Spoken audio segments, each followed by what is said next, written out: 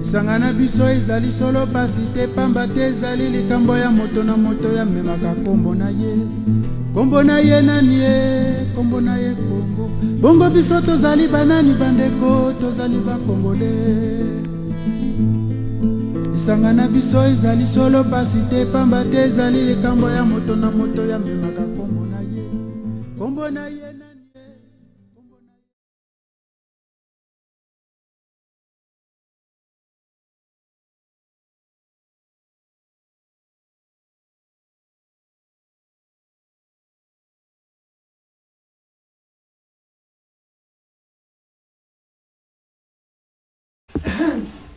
Mesdames et messieurs, je voudrais d'abord, une fois de plus, vous saluer.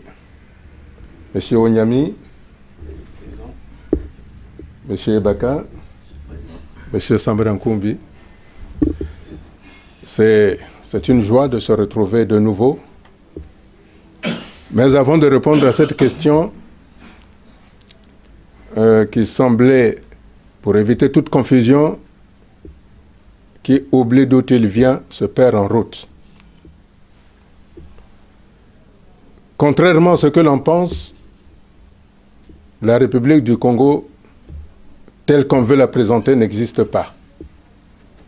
Et aujourd'hui, pour moi, c'est une chance d'avoir le petit-fils de Jacques Opango, ici donc M. Onyami, qui fut parmi ce que l'on peut appeler les pères fondateurs. Mais en réalité, c'est à partir de là que l'Union n'a pas pu prendre. En effet, le 28 novembre 1958, date à laquelle la loi de la proclamation de la République a été votée, c'est ce même 28 où la République, une et indivisible, a été mort-née. En effet, le 28 novembre 1958, au matin, tous les députés du Congo, disons du Moyen Congo, qui se composaient du Sud-Moyen Congo et du Nord-Moyen Congo, c'est-à-dire 25 députés regroupés au sein du parti de M. Fulbert Youlou, l'UDDA, le parti de Jacques Opango, le MSA, et le parti, je crois, de Kikungangot, le PPC. Le matin, les trois organisations avaient voté pour la loi créant, proclamant la République une et indivisible du Congo. Dans l'après-midi du même 28 novembre 1958, les députés du MSA, du président Jacques Opango, avaient refusé de valider la création de la République du Congo pour muter l'Assemblée territoriale du Moyen Congo en Assemblée nationale de la République du Congo, préférant s'allier à Barthélemy Boganda du Centrafrique pour créer la République centrafricaine. En d'autres termes, dans l'après-midi du 28 novembre 1958, l'Assemblée nationale qui s'est réunie était l'Assemblée nationale du Moyen Congo Sud, c'est-à-dire le Sud-Congo.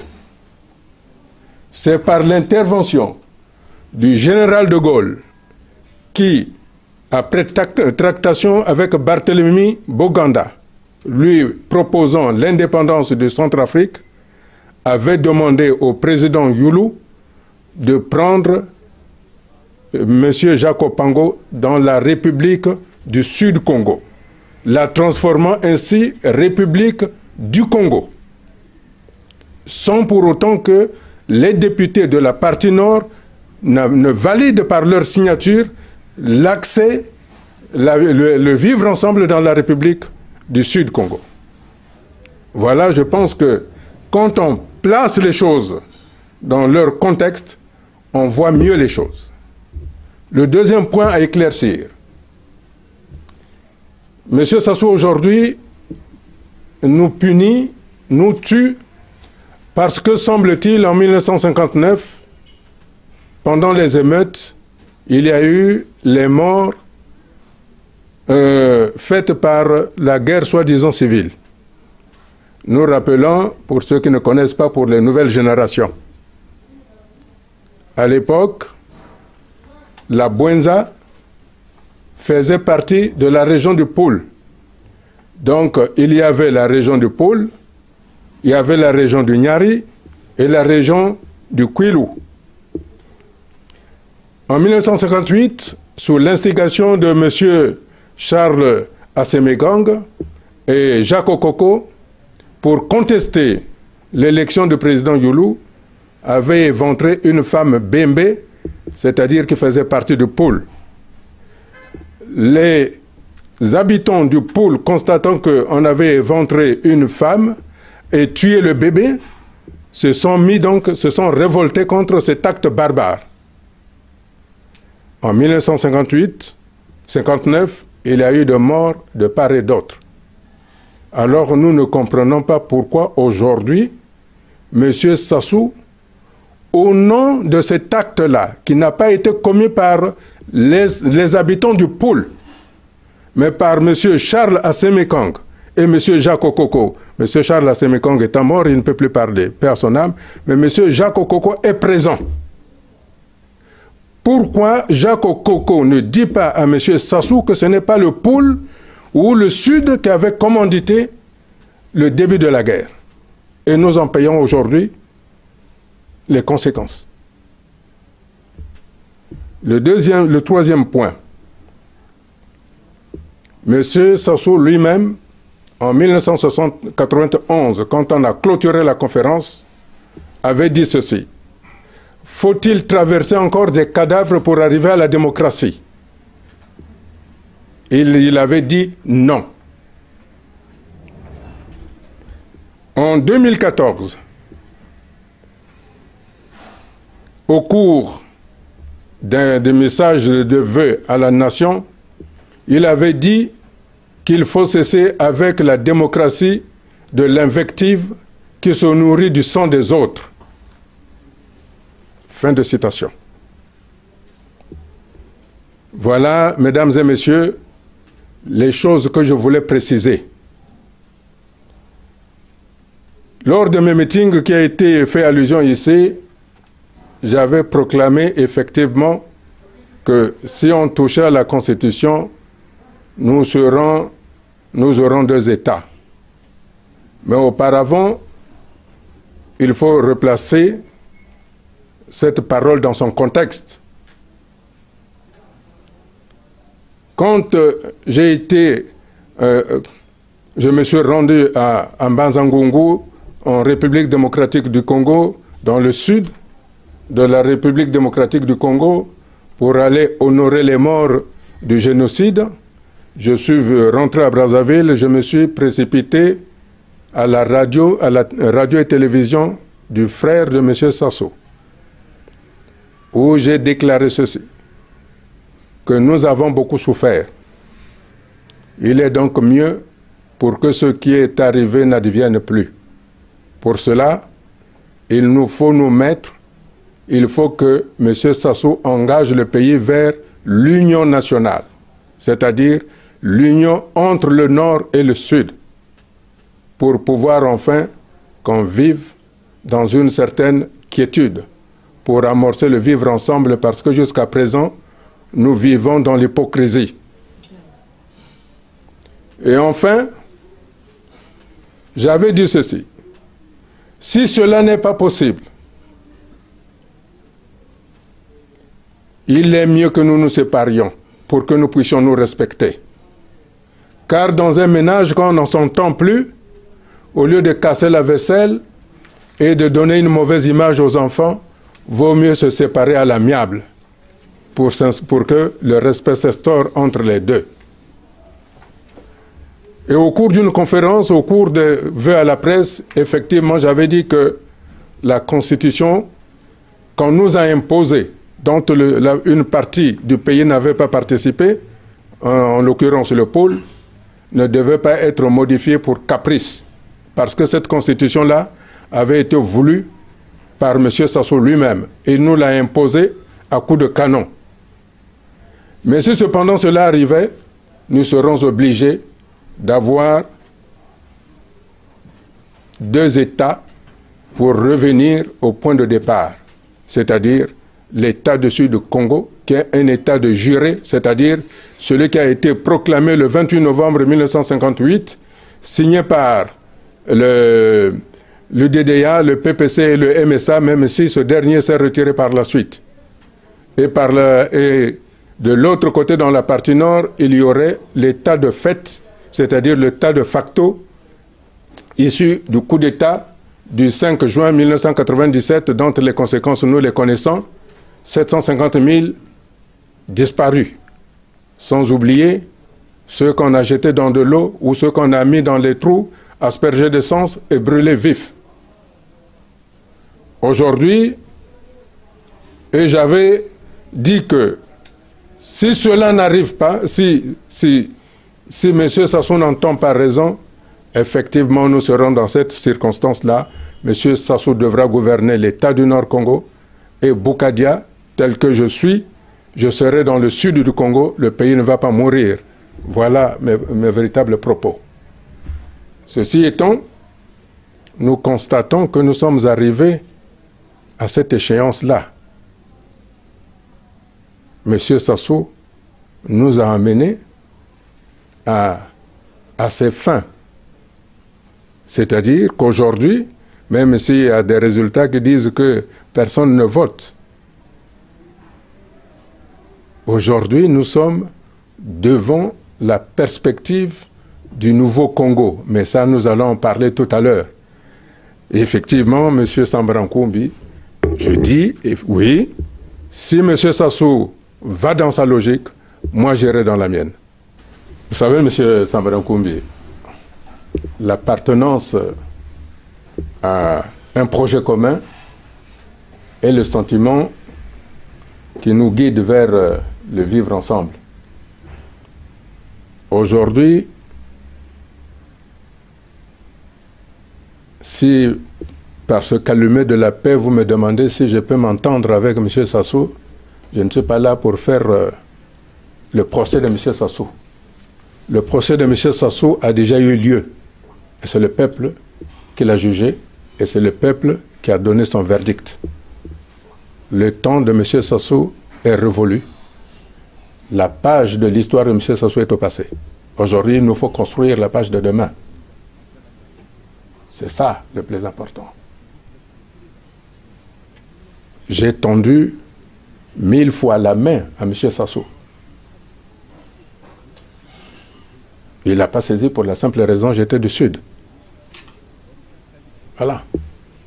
Aujourd'hui, ce qu'il faut, c'est d'avoir véritablement des personnes qui partagent la même aspiration, qui doivent avoir le même sentiment d'appartenance. La question que je pose, y a-t-il au nord des gens qui ont le sentiment d'appartenir à la même appartenance du Congo? C'est ça. Aujourd'hui, l'opposition qui aurait pu saisir cette formidable opportunité, qui a permis au peuple de dire non à M. Sassou, s'est fourvoyé. La partie sud du Congo a répondu. Mais la partie nord du Congo, elle est où? Alors vous comprenez que ce sentiment d'appartenance n'existe plus.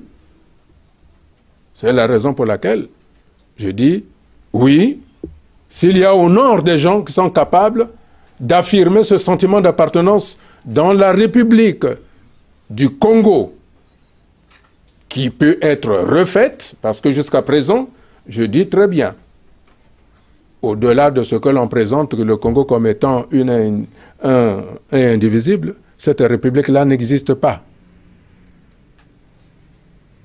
Elle n'existe pas. Il faudrait que les gens aient conscience de ça.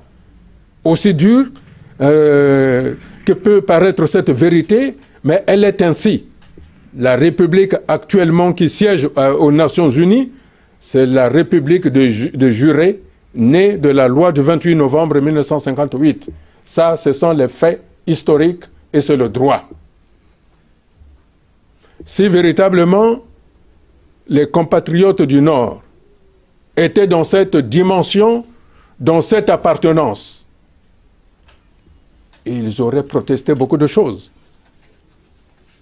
Quand le dictateur envoyait à la mort les autres membres de la communauté de cette appartenance. Or, les compatriotes du Nord se sont tus complètement. Ça veut dire qu'en réalité, ils n'appartenaient pas dans cette même République. Sinon, ils se seraient opposés. Oui, j'entends bien que peut-être, ils ne pouvaient pas. Ils désapprouvaient en silence. Mais aussi, il est dit qui ne dit mot consent. Voilà. Voilà la réalité aujourd'hui. C'est pour ça que je reprécise bien que j'entends bien qu'il y a des peurs de part et d'autre. J'entends bien que le peuple est en train de se chercher. Alors, si au nord il y a des compatriotes, il y a des Congolais qui pensent avoir la même appartenance dans la République du Congo, alors nous pouvons créer l'union nationale. Je ne parle pas de l'unité nationale, je parle de l'union nationale, c'est-à-dire de l'union entre le nord et le sud, s'il y en a. S'il y en a qui sont capables de se lever et de dire oui, et non ceux qui murmurent.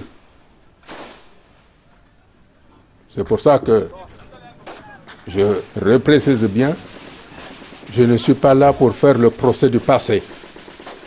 Mais quand on conduit une voiture, on a la lunette avant et un petit rétroviseur pour nous permettre de voir d'où nous venons afin de fixer le cap de demain. Une voiture, on a les yeux rivés devant la grande lunette pour aller de l'avant et avoir un rétroviseur. Le rétroviseur a pour but de suivre la ligne droite.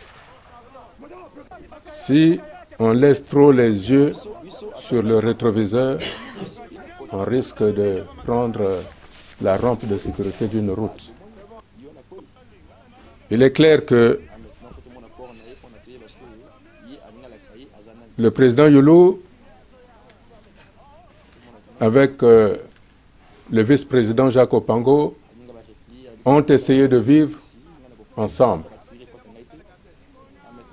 Mais on les accusait qu'ils étaient en train de s'enrichir. Comme l'a dit M. Onyami, le haut commandement était constitué de gens du Nord, du Sud. Et ce sont les gens du Sud qui sont allés demander au président Youlou de démissionner. Donc, là aussi, on n'a pas pu expérimenter l'union nationale. Le président Massamba Deba est arrivé. On ne sait pas ce qui s'est passé parce qu'il y a eu une confusion dans la gestion. On ne sait pas qui était au pouvoir.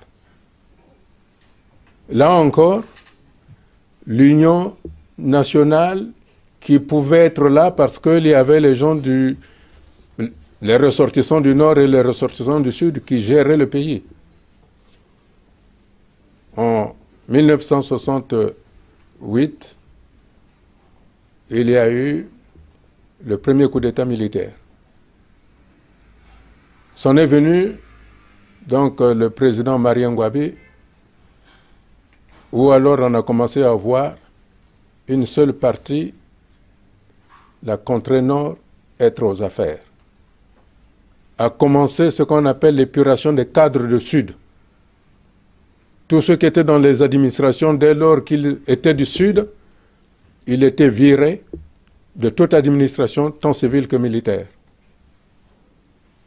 La période du président Jacques Joachim Yombi Opango a été la période très difficile parce que là, on a passé au petit matin des innocents. Entendez par là, dès que vous étiez du Sud, on venait vous prendre le matin à 5 heures, on vous passait sous les armes. Et là encore, il n'y a eu que la partie nord qui était aux affaires. Enfin est venu M. Sassou Nguesso après avoir fait un coup d'État dans un coup d'État. Après avoir commandité ou exécuté le président Marien Ngouabi, parce que le président Marien Ngouabi s'était rendu compte qu'on était dans une impasse politique et économique, avait voulu se rapprocher de l'ancien président qu'il avait déposé, c'est-à-dire le président Massamba Deba, sachant que le pouvoir risquait de revenir au Sud. Ils ont pris la solution radicale d'assassiner le président Marien Ngouabi, mais en imputant cet assassinat aux ressortissants du Sud, où il y a eu plusieurs victimes innocentes pour rien. Et enfin, il y a eu la conférence nationale. Au moment de la conférence nationale, où il était censé que nous devions retrouver enfin l'unité du pays. C'est à ce titre-là, d'ailleurs, que M. Sassou Nguesso avait mis fin à la République populaire du Congo, en enlevant tous les symboles de la République populaire du Congo, c'est-à-dire le drapeau rouge, qu'il affectionne aujourd'hui. Et là, il nous est resté cette phrase-là. Faut-il aller à la démocratie en enjambant plusieurs cadavres? Il avait dit lui-même non. Aujourd'hui, les cadavres, nous ne les comptons plus. Fait par lui.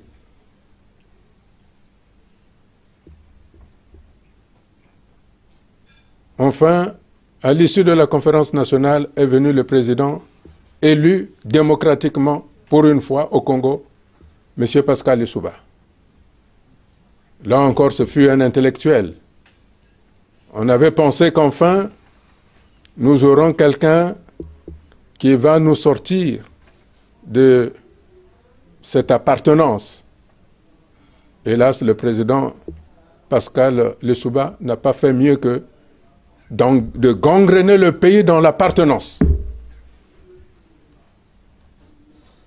Ce qui a poussé, semble-t-il, par violation de la Constitution, à un coup d'État de M. Sassou du 5 juin 1997, dont on connaît le résultat catastrophique à tout point de vue. Par là, j'ai voulu dire que on n'a jamais essayé l'union nationale. Jamais. Mais tout le monde ne jure que sur l'unité nationale. Tous. Ces derniers temps, le 20 au 21 octobre dernier, tous ceux qui, semble-t-il, sont de l'opposition ont juré sur le nom de l'unité nationale. Pouvez-vous me dire, mesdames et messieurs, quand vous avez été dans un gouvernement et quand on vous vire, vous ne démissionnez même pas, je dis bien virer. Vous devenez opposant. Pouvez-vous me dire, mesdames et messieurs, que le neveu d'un président de la République puisse devenir un opposant à son oncle qui lui a donné à manger? Pouvez-vous m'expliquer pourquoi une entité qui s'appelle Frocade tient une réunion, soi-disant de la concorde de l'opposition, le même jour où ils sont là, quand ils se séparent, la même opposition se scinde en deux. D'un côté, il y a les anciens ex-ministres de M. Sassou, qui s'appellent le FROCAD, et de l'autre côté, l'IDC, les ex-nouveaux, les ex-anciens ministres de Sassou. Alors, ils se font une coalition, FROCAD et IDC, pour l'unité nationale. Pouvez-vous m'expliquer, messieurs et mesdames, pour ceux qui aiment la chasse, pouvez-vous avertir le gibier que tel jour je viendrai te chasser? Hein? Pour l'histoire, il y avait cette ère-là qu'il fallait avoir un changement de la Constitution. Donc j'avais été le premier à dénoncer cette tentative-là le 3 février 2013. Par la suite, il y a eu de débats du PCT et de l'opposition. J'ai dit que c'était une erreur que l'opposition danse au rythme du parti au pouvoir. Parce que si vous dansez au rythme du parti au pouvoir, ils vous auront toujours. Et de toutes les façons, le débat sur le changement de la Constitution ne devait pas avoir lieu parce que le principal intéressé ne s'était jamais exprimé là-dessus. Par la force de mes déclarations, il a fini par donner son avis. C'est le fait que M. Sassou ait dit à la communauté internationale qu'il voulait changer la Constitution que le peuple s'est soulevé. Et à ce moment-là, si l'opposition réellement était une opposition, ce fameux 27 septembre, quand il y a eu une marée humaine, M. Sassou n'aurait jamais pu être président. Or, ils ont dit, non, ce n'est pas grave, aujourd'hui, le 27, nous allons nous retrouver le 20 octobre pour marcher jusqu'au palais. Voilà les chasseurs qui disent au gibier, le 21, nous allons venir te chasser, nous allons te tuer. Alors vous comprenez que le gibier ne sera pas d'accord pour les attendre, sans rien faire. Voilà, M. Sambarankoumbi, la réalité du pays.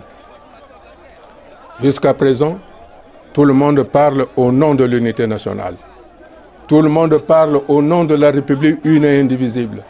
Alors que ni l'unité nationale, ni la République une et indivisible n'existent pas, puisque le 21 octobre, vous l'avez vu, il n'y a que les quartiers, la partie sud du pays qui s'est levée pour dire non. Alors que la partie nord, pendant qu'on tuait les gens dans les quartiers sud de Brazzaville et dans les quartiers sud, dans la partie sud du Congo, la partie nord était en train de danser. Donc vous comprenez pourquoi je redis ceci. Je ne suis pas là pour faire le procès de M. Sassou. Il a déjà eu lieu. Mon objectif, c'est d'appeler les Congolais qui aiment véritablement ce pays, qui disent que oui, je suis Congolais.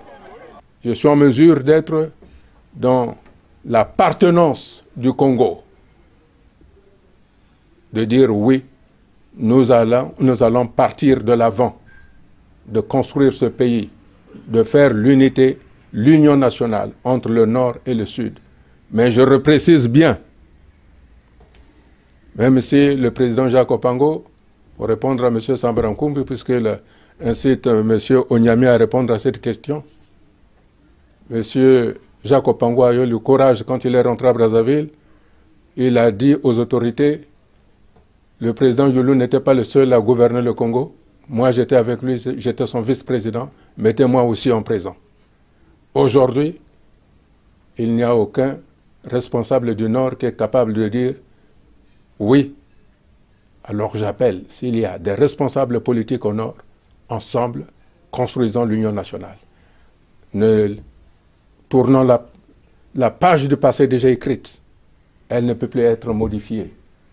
Il nous faut écrire aujourd'hui la nouvelle page du Congo avec l'encre indélébile qui ne s'effacera jamais pour les générations futures.